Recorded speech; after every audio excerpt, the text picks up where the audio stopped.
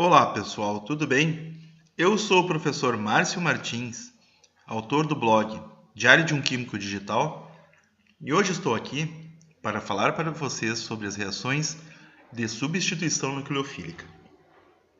As reações de substituição nucleofílica são uma classe importante de reações que observamos na química orgânica.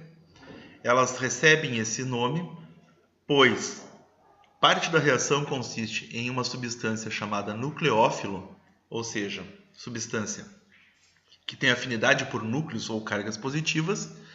Ela ataca um centro chamado eletrofílico, ou seja, ávido por elétrons, e substitui um ligante que esteja presente nesse centro eletrófilo.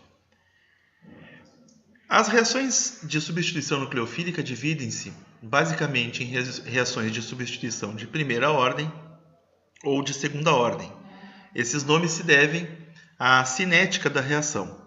Ser de primeira ordem, ou seja, depender de apenas uma espécie química, o que também lhe rende o nome de monomolecular ou unimolecular, e segunda ordem, porque a cinética depende de duas substâncias, de duas espécies químicas, a que está entrando e a que está saindo. E também isso lhe rende o nome de substituição bimolecular.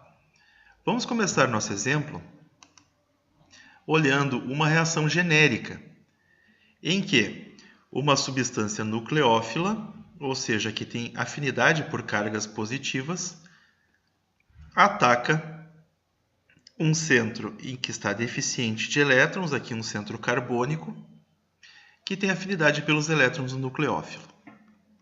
Esta reação é uma reação de substituição nucleofílica de segunda ordem ou bimolecular. Esse centro eletrófilo deficiente em elétrons está assim porque pelo menos um dos seus ligantes, representados aqui pela letra X, que pode ser um halogênio, tem uma ligação química polarizada com um vetor momento de dipolo apontando para o halogênio, o X. Os outros ligantes R1, R2 e possivelmente um R3, aqui eu não representei o R3, representei apenas um átomo de hidrogênio, podem também estar se apropriando da densidade eletrônica desse centro carbônico, deixando-o ainda mais desprotegido, ainda mais carente de elétrons, ou de densidade eletrônica, fazendo com que o nucleófilo encontre um ponto de ataque.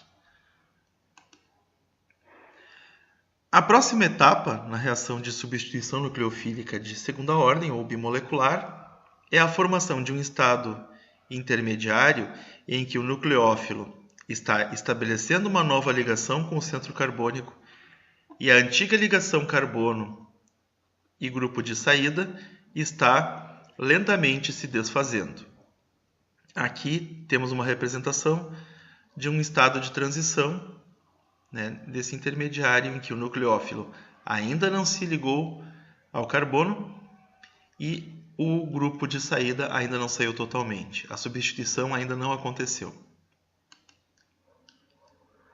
Aqui, nessa imagem, eu evidencio a estrutura do estado de transição.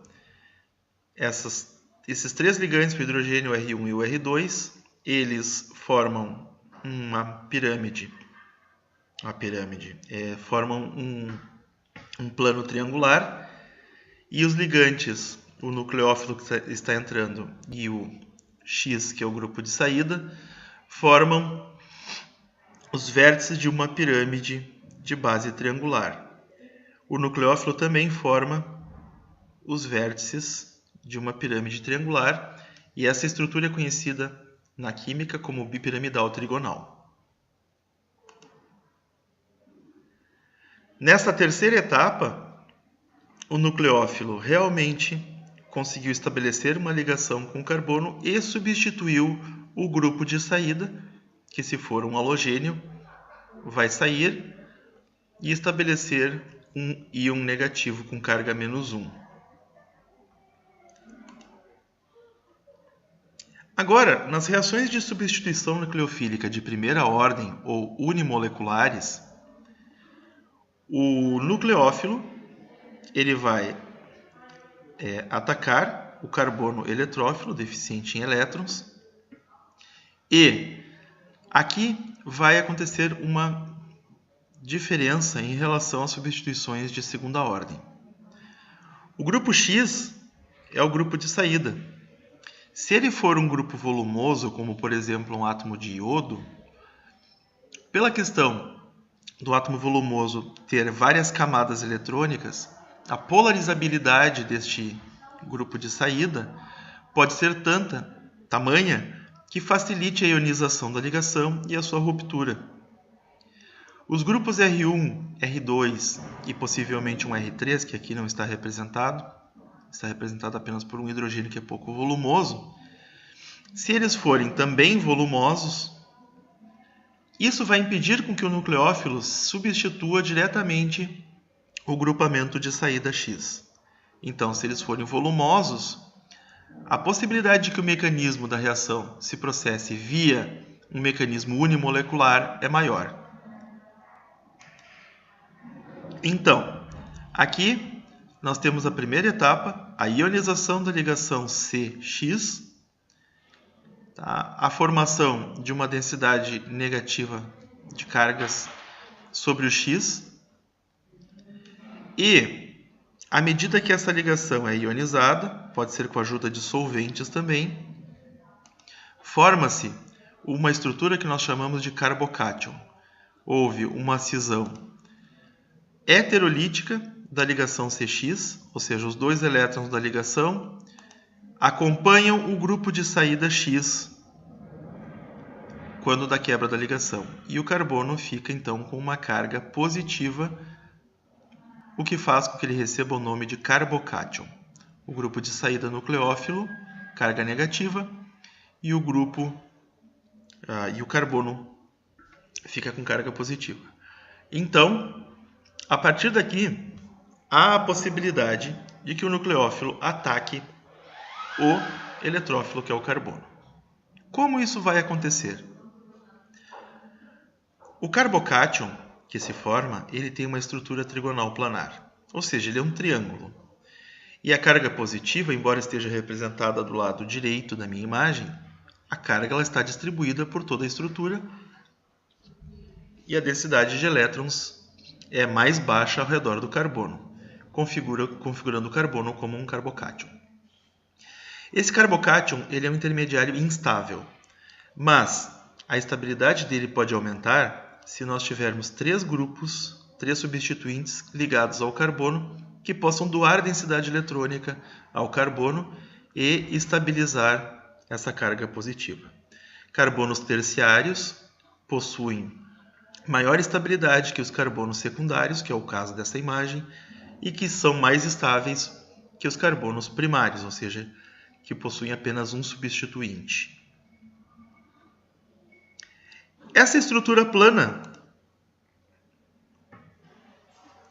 pode ser atacada pelo nucleófilo, tanto por um lado quanto por outro. Vejamos aqui no próximo quadro.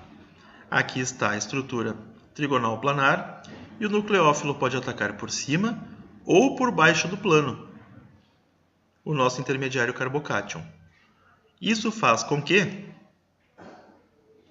haja a possibilidade de formação de dois produtos similares. Eles são idênticos em fórmula molecular, mas eles são diferentes na forma espacial. Então aqui temos, na parte superior do quadro, o ataque pela parte superior do plano rende este produto aqui, enquanto que o ataque pela parte inferior do plano rende este produto logo abaixo. O que esses dois produtos têm de diferentes entre si? Vamos ver. Quando colocados lado a lado, eles são imagens especulares um do outro, ou seja, são como imagens num espelho. Então, o composto da esquerda é o formado pelo ataque pela parte superior do plano e o composto da direita é o composto formado quando o ataque é pela parte inferior do plano. Reações desse tipo costumam formar iguais quantidades dos dois isômeros, que são chamados de enantiômeros, pois enantio vem de uma palavra grega que significa espelho. Então, espero que vocês tenham aprendido um pouco sobre SN1 e SN2. Essa é a primeira aula sobre o assunto. Prometo que outras aulas virão. Agradeço a atenção de todos e até a próxima videoaula.